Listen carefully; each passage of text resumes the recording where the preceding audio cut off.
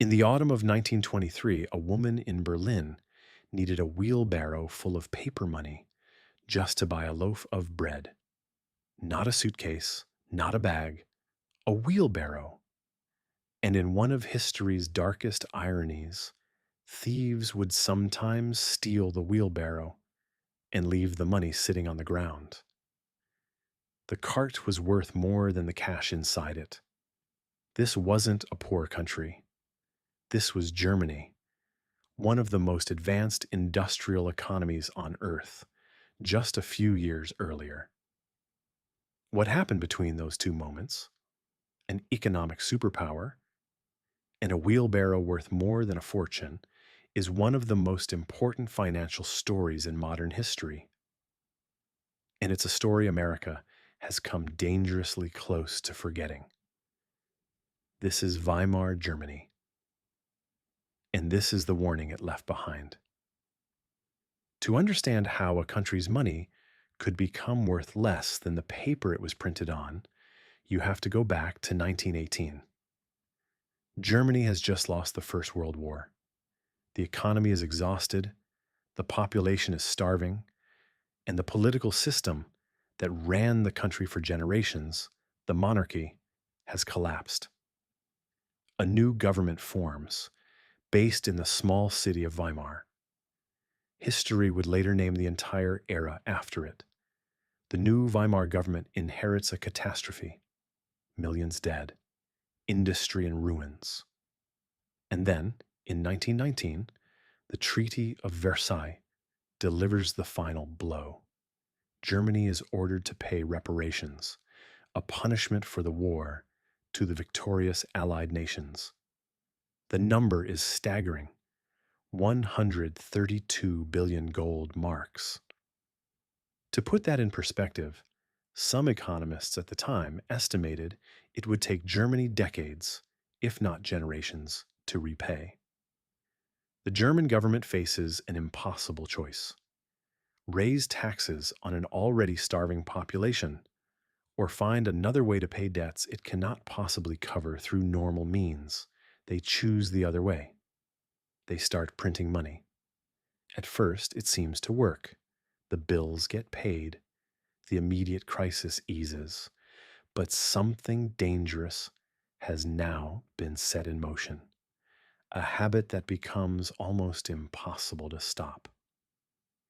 Here's the mechanism that turns a bad decision into a catastrophe. When a government prints significantly more money without a matching increase in actual goods and production, each individual unit of that currency becomes worth less. This is inflation, and in small doses, it's a normal, manageable part of most economies. But Germany doesn't stop at small doses. Every time the government needs money for reparations, for domestic spending, for keeping the lights on, the answer becomes the same: print more. And here is the trap.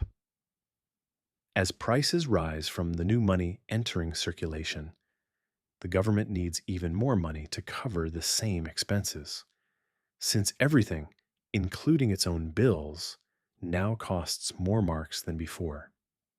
So it prints again, which pushes prices up again, which means it needs to print even more. By 1921, the German mark has already lost significant value compared to before the war. It's alarming, but it's not yet catastrophic. People adjust, grumble, and continue with their lives. Then, in 1923, everything breaks. Germany falls behind on reparation payments, and French and Belgian troops occupy the industrial Ruhr region as enforcement, Germany's economic heartland. German workers there go on strike in protest, refusing to work under occupation.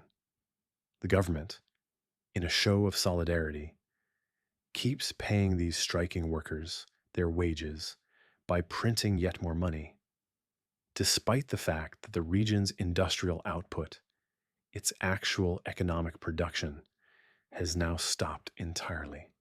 This is the moment the spiral turns into a free fall. What happens next has become one of the most studied economic collapses in history.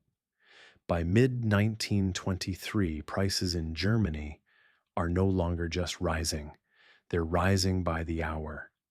Restaurants change their menu prices between the time a customer orders and the time the bill arrives. Workers demand to be paid twice a day so they can spend their wages before the money loses more value by evening. The numbers become almost impossible to comprehend. At the peak of the crisis in November 1923, prices are doubling roughly every 2 days. A cup of coffee that cost a few thousand marks in the morning might cost twice that by the afternoon. Germany begins printing currency in denominations that sound like fiction. 50,000 marks, 1 million marks, 100 billion marks printed on a single note. The central bank runs so many printing presses around the clock that it can't produce banknotes fast enough. So ink is printed on only one side of the paper just to save time. Photographs from this era have become iconic, and for good reason. Children building towers out of stacks of worthless currency as if they were wooden blocks. People wallpapering entire rooms with banknotes because it's cheaper than buying actual wallpaper. Workers being paid in wheelbarrows and baskets of cash rather than wallets because no wallet could hold enough bills to matter. By November 1923, the German mark that was worth roughly 4.2 to the US dollar before the war is now trading at over 4.2 trillion marks to $1. Let that number sit for a moment. 4.2 trillion. Savings accounts, pensions, insurance policies, anything held in cash are wiped out entirely. A lifetime of careful saving becomes worth less than a single loaf of bread. The people hit hardest aren't the wealthy, who often hold assets like property, businesses, or foreign currency that retain value. It's the middle class.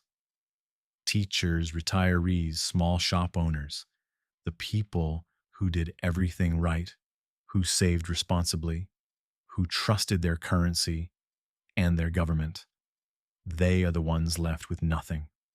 This detail matters enormously for what comes next, both in Germany's own history and in the broader lesson this story leaves behind. The hyperinflation crisis is eventually stopped in late 1923 through a dramatic currency reform. Germany introduces a new currency, the Rentenmark, backed not by gold, but by liens against German land and industrial assets. A clever, if unconventional, solution. Combined with strict limits on printing and a renegotiation of reparation terms, the immediate crisis ends within weeks. On the surface, it looks like the story ends there. A crisis survived. But the deeper damage isn't measured in currency exchange rates. It's measured in trust. An entire generation of Germans watched their savings, their pensions, their sense of financial security evaporate through no fault of their own. The middle class, historically the group with the most invested in stability, the most to lose from chaos, had just watched their life's work become worthless paper. This created fertile ground for something far more dangerous than inflation. Historians widely agree that the trauma of the hyperinflation crisis, layered on top of the Great Depression just a few years later in the early 1930s, created the economic desperation and institutional distrust that extremist political movements were able to exploit. People who have lost faith in their currency, their government, and their economic future become far more receptive to leaders promising radical solutions and far less patient with the slow, complicated process of democratic governance. This is not to say hyperinflation alone caused what followed in Germany through the 1930s and into the Second World War. History is rarely that simple, and many factors were involved. But the connection between the trauma of 1923 and the political chaos that followed is one that historians and economists continue to study closely, precisely because of what it reveals about the deeper cost of currency collapse. It isn't just financial, it's civilizational. So, why does a century old German crisis matter to you today, watching this in a completely different country? Because the mechanism that caused it isn't unique to Germany. It's a mathematical relationship between money supply and value that applies to any currency in any country at any point in history. To be clear, the United States today is not Weimar Germany. It has one of the most trusted currencies in the world, deep and liquid financial markets, and institutional safeguards that didn't exist in 1920s Germany. This isn't a prediction that the same collapse will happen here. Serious economists broadly agree that a Weimar style hyperinflation in a modern, diversified economy like America's is unlikely. But the underlying warning still holds. Every time a government finances its spending primarily by creating new money rather than through taxation or borrowing that must eventually be repaid, it's walking, even if just a few steps, down the same road Germany walked in the early 1920s. The direction matters, even if the destination is different. Since 1971, when the dollar's last link to gold was severed, as we covered in our previous video, there has been no mechanical limit on how much money can be created, only political and institutional restraint. And restraint, history shows again and again, is the hardest thing for governments to maintain when money is running short, and printing feels like the easy answer. Weimar Germany isn't a prediction, it's a boundary marker, a reminder of what happens at the furthest edge of monetary mismanagement, so that societies remember why that edge exists in the first place. The people of Weimar Germany didn't lose their savings because they made bad decisions.